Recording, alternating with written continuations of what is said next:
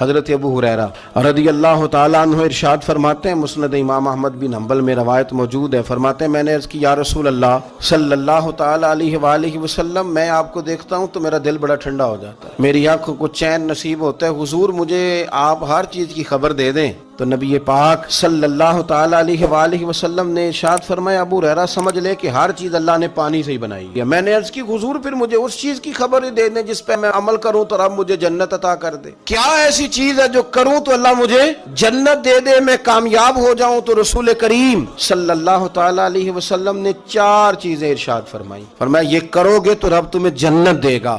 یا رسول اللہ کون سی؟ حضور نے فرمایا سب سے پہلے کھانا کھلایا کرو۔ پھر حضور فرمانے لگے سلام کو عام کرو، ایک دوسرے کے ساتھ السلام علیکم اس کو پھیلاؤ، اور تیسرا حضور نے فرمایا رشتہ داروں کے ساتھ اچھا سلوک کرو، اور چوتھا فرمایا رات کو اٹھ کے نماز پڑھا کرو۔ یہ 4 کام کر لو رب جنت عطا کر دے۔